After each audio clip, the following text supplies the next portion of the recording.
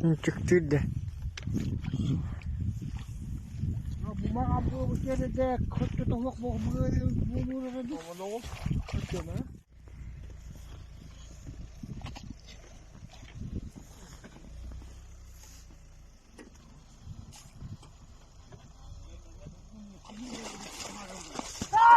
Gel hadi. Tat.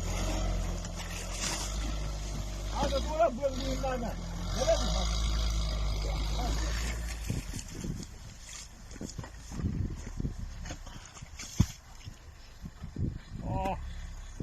Ya doktor. Ha? Kan öldü doktor.